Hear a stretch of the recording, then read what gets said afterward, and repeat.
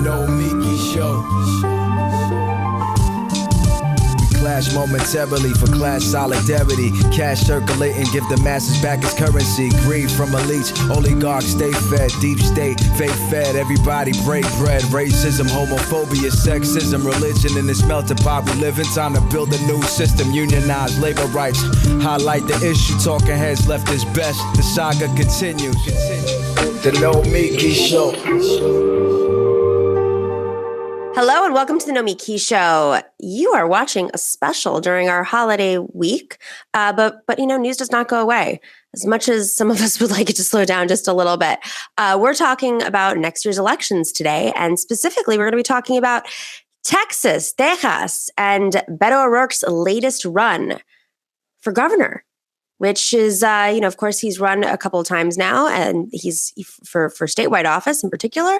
He's done very well facing Senator Ted Cruz, but didn't make it. Is this time different? We're going to be talking about this with Dr. Manuel Pastor. He's a director of USC, University of Southern California's Equity Research Institute, and he's the author of State Resistance, What California's Dizzying Descent and Remarkable Resurgence Means for America's Future. Dr. Pastor, thanks for joining. Welcome back to the Nomiki Show. Glad to be with you again. It's always a pleasure. So Beto O'Rourke, he is running again, and he is running with hopes to defeat Governor Abbott, who had such unique takes on the pandemic, not unlike Governor DeSantis's takes, and I think the Republicans are hoping to keep some portion of the Latino vote together so that they can stay in power. That worked for Cruz. Will it work for Governor Abbott? Well, first, Abbott has a few more serious issues that I think are going to sort of weaken him heading into this election. Of course, there's the energy crisis that emerged during this year, and it's very easy to cast blame on the deregulated Texas market. It's isolation from the rest of the country and mismanagement by Governor Abbott. Also, Abbott has been trying to cover his right flank. And so he's been moving to the right with anti-abortion bans, with the whole bans on mask mandates, etc. And that will hurt him as you move into a general election. But Beto faces a lot of headwinds as well. It's a midterm election, and that's always difficult to mobilize a Democratic vote, which turns out generally to be younger, more people of color, more occasional voters. Biden's popularity, or lack thereof, will wind up being a drag on Beto as we move forward. And of course, one of Abbott's early ads had Beto's face morphing into Biden's face. So I think that's going to wind up being a drag as well. And, you could argue that third time is the charm for Beto, or you could argue that third time is, shouldn't you give up already? So I have a feeling that Abbott faces a lot of headwinds. Beto faces a lot of headwinds as well, even before we start discussing the Latino vote. Let's just remind folks who he is. He's a former congressman. He was a member of the Blue Dog Caucus, which I think you would, if you recall him running against Ted Cruz in that, very progressive sort of Bernie-esque kind of way, it surprised a lot of folks. But as he was a former Blue Dogger, has he really shifted to the left? I mean, who is Beto O'Rourke today versus who he was when he got his start in politics? Well, it's interesting. He really started, you're right, as a Blue Dog Democrat. And I actually think during his campaign against Ted Cruz, he shifted to the left somewhat policy-wise, but it's more like he shifted to Bernie Sanders sort of momentum-wise and presentation-wise. He was more enthusiastic.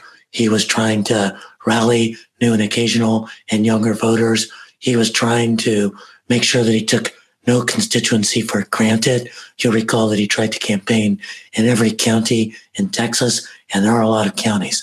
So I think where he actually shifted to the most most to the left politically was actually during the presidential campaign, when he became a full-throated defender of undocumented immigrants, of eliminating AK-47s in people's hands, etc. And that's going to come back to haunt him in this election. It is really interesting to me, and I'm sure, Nomiki, you watched this, that his debut ad was not the fiery Beto of the run against Ted Cruz, or the, ever ready bunny that he was during the presidential campaign. It was very subdued. Stylistically, it was moving back to a more moderate stance. And he didn't really mention any hot button progressive issues. He mentioned the mismanagement of the energy system. He mentioned the mismanagement of not taking the federal aid for expanding Medicaid. He really set a more moderate tone. And I found that quite interesting as his setup for this gubernatorial campaign.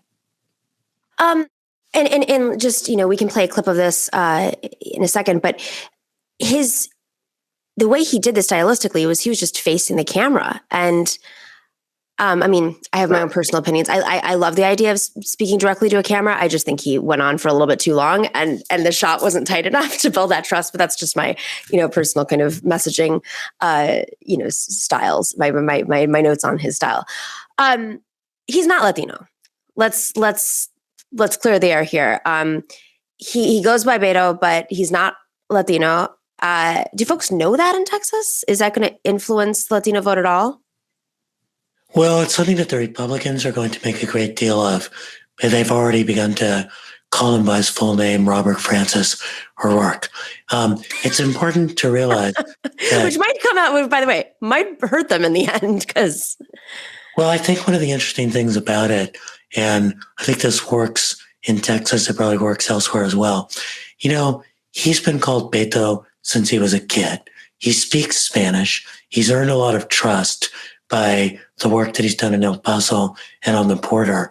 And I think that there's a way in which in Texas, the issue of being a white politician who grew up with a lot of Hispanic friends and colleagues who you speak Spanish, know the culture, etc. I can't imagine Greg Abbott trying to out-Latino Beto O'Rourke. So I think that's going to be something that may not push Latinos to the Republican side. But it is important to realize that you cannot assume that Latinos, and in Texas they call themselves Hispanic, you cannot assume that Hispanics in Texas are automatically Democratic. It's a more conservative population. One interesting marker in the American Community Survey, when you ask the question of Hispanics, do you identify as being white? In California, that number is below 60%. In Texas, it's above 80%. And while that might surprise people, it's also important to realize that the story of Hispanics in Texas fighting for their rights was historically about asserting their rights as Americans and asserting their rights as whites, because under the Treaty of Guadalupe, they were supposed to be treated as whites within the judicial structure of the United States. So it's a more white-identified population. It's a more conservative identified population. There's much more likely for Texas Hispanics to be involved in law enforcement or the Border Patrol. And so, Republicans in Texas have generally been able to get about 30 to 35% of the Hispanic or Latino vote. So that's a pretty strong base to build from. What Beto needs to do is to assure Texas Hispanics that he's not too far to the left, to raise his history of working with the Hispanic population in places like El Paso. And at the same time, animate the Latinx population.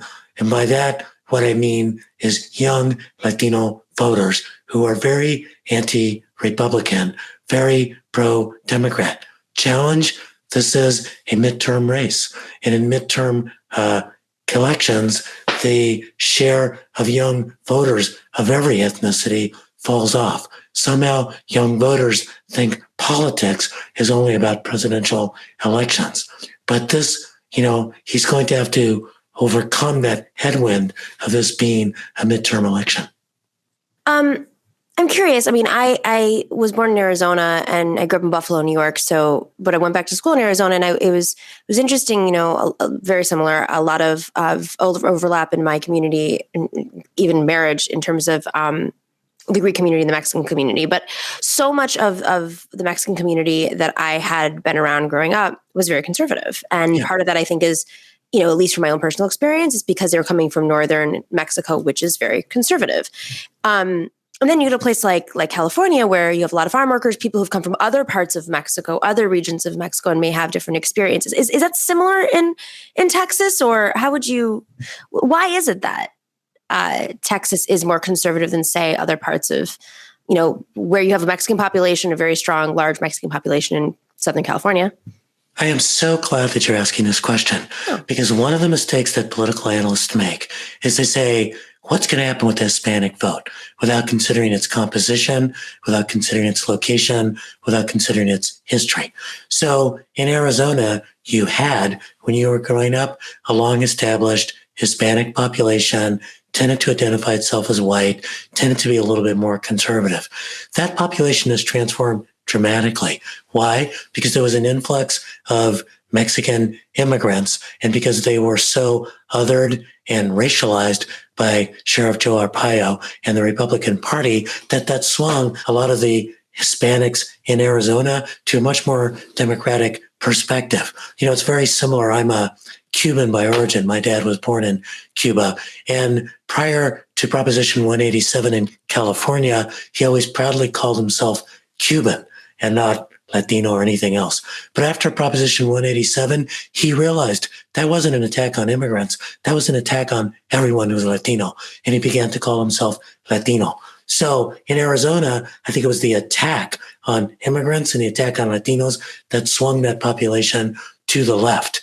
In California, that's part of the reason. It's also, when Pete Wilson with Proposition 187 sort of politicized the issue of immigration, it was something that was perceived as a very anti-Hispanic or anti-Latino attack.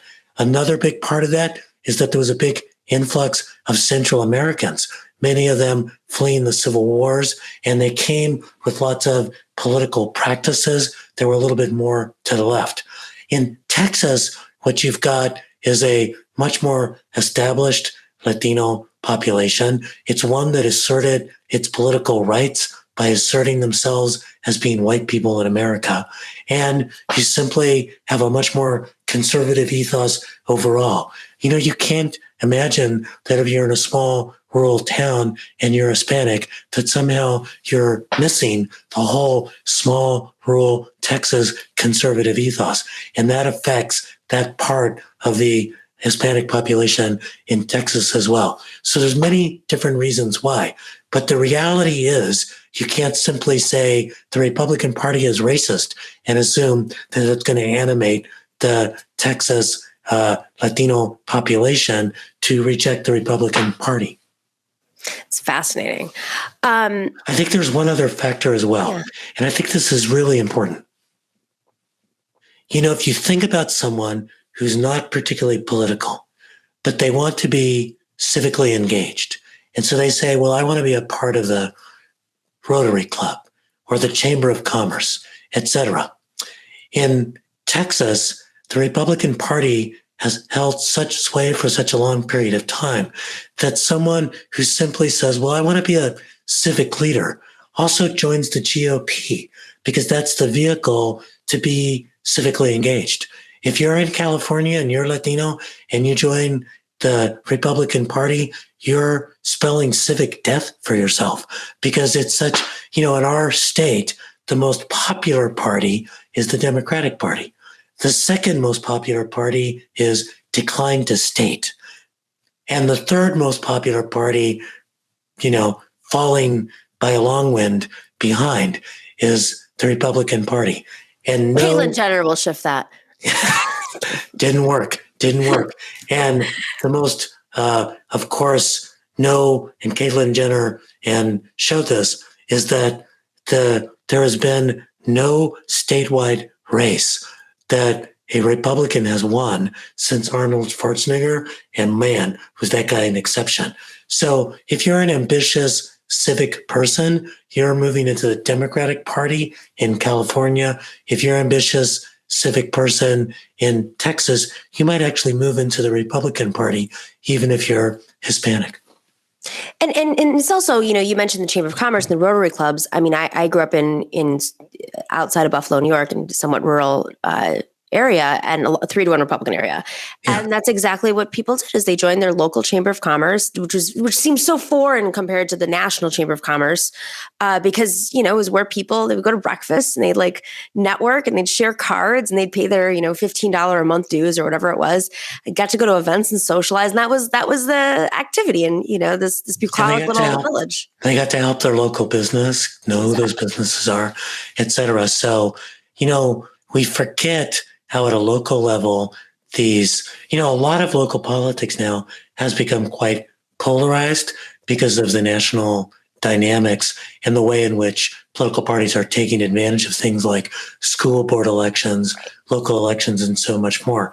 But traditionally, a lot of these local party machines have really just been a way for people to socialize and engage civically. But boy, it's very different right now. The stakes are extraordinarily high when you're seeing these school board elections that are about getting rid of masks so that we can put our children at risk, or getting rid of teaching kids about racism so we can create a generation that's not inoculated against prejudice and structural racism. So we're seeing that the stakes at a local level are quite high, and that the local elections have become quite polarized. And they're well funded too, meaning from the right. So let's talk a little bit. Let's wrap up by talking about how the power grid, the situation with privatizing power, how that will play out with voters. How much voters know about what happened too, because it's not the easiest thing to understand how these contracts work. Well, part of it is the deregulation and privatization of the Texas energy market. Part of it is the fact that the Texas energy market exists as an independent market from the rest of the country. And so in most states, if we have a shortfall of energy in California, because, for example, we're moving quite aggressively to renewables, if we don't have a particularly good day in terms of sun and wind, we try to rely on what's stored. And if not, we tap into the electricity grid from the rest of the country and temporarily use the dirty energy that everybody else is generating. Texas has created an energy grid that's disconnected from the rest of the country. And as a result, when they have their own particular shortfall, in the particular case this winter of having some switching stations get knocked out and have a lot of problems with restoring electricity to the grid, they don't have the connections to be able to tap in to the rest of the country. That's a poorly designed system. On the other hand, it's Texas proud. It's Texas independent. And I think what you're going to see Abbott doing is appealing to the idea that Texas stands on its own. Texas is its own country, its own, place. And I think what you're going to see Beto and others trying to do is to try to appeal to some degree of rationality. The unfortunate thing is rationality doesn't always work in Texas elections. If it worked, Greg Abbott wouldn't be governor. And if Greg Abbott is able to accomplish one thing, and it's not moving Latinos to the right, the ones that he's trying to target, but keeping folks home. I think they wanted to press the vote for Beto, so he's not able to rile up a base that's frustrated.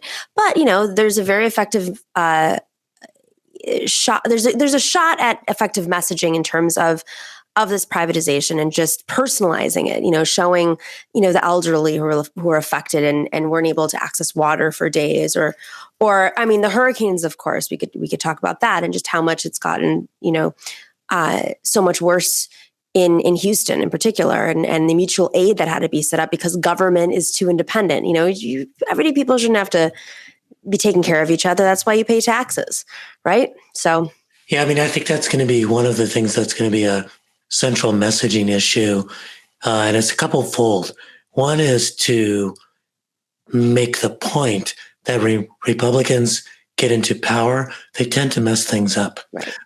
It got shown at the national level. It's just unbelievable to me that a party that gave a gigantic tax cut to the wealthiest Americans that managed to provide the slightest bit of sugar and juice into the economy for 1 year and then create permanent deficits going forward is viewed as being able to manage the economy better. It's difficult to think about a party that managed to kill 500 to 600,000 people on its watch by mismanage the COVID campaign can claim they can actually be able to manage things better. And it's incredible to me that a Republican Party in Texas that managed to mismanage its electricity system into a complete and utter crisis, putting lives at risk, may be able to claim that we can do this better. I think the Democrats need to be able to claim that government can be managed effectively and efficiently, that equity is actually the way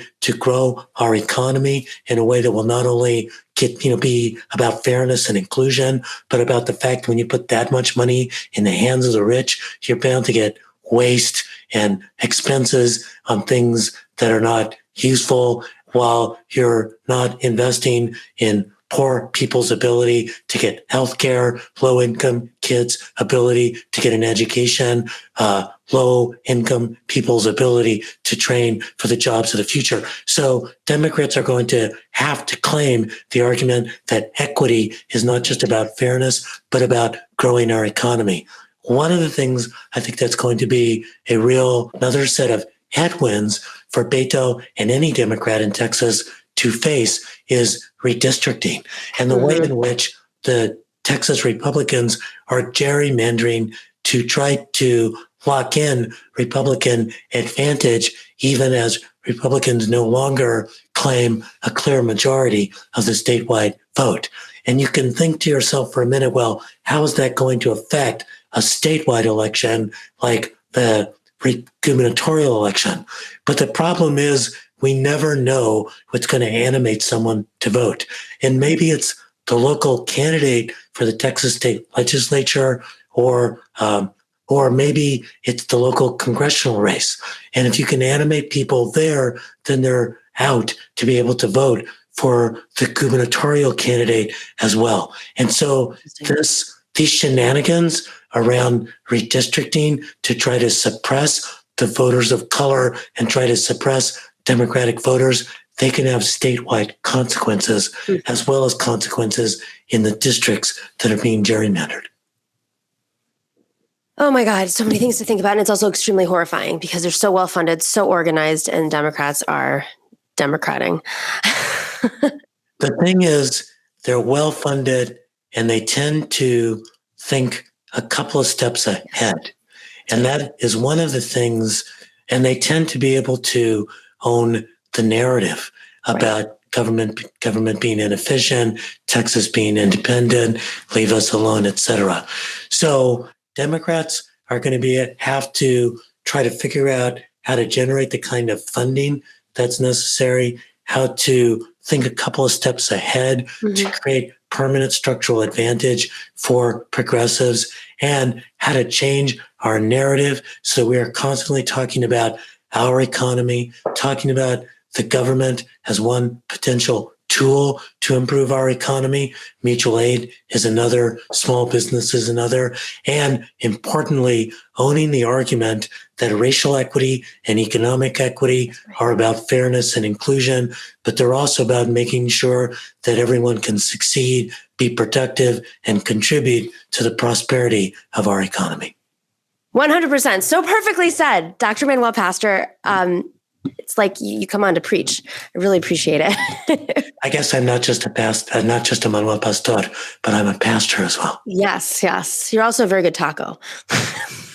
Depending on the mood. I'm just kidding. Pastor. Dr. Pastor, thank you so much for joining. Brad, our producer's like laughing at me. Really, really appreciate it. Thank you for preaching. Un placer. Good to be with you. Bye-bye. Okay, bye. Igualmente. All right, everybody, thank you for joining us today. Make sure to take the time. If you want to catch up on old videos, this is the time to do it. The holidays are perfect time. If you are not already subscribing and liking, jump in there, subscribe and like. And if you haven't seen us on TNS Live, we're on Tuesday nights at 8 p.m. live doing extended interviews, just like the one you saw just now. We do them every week on rockfin.com/Nomiki. In the meantime, we will see you on Friday and stay in solidarity. The Nomiki Show.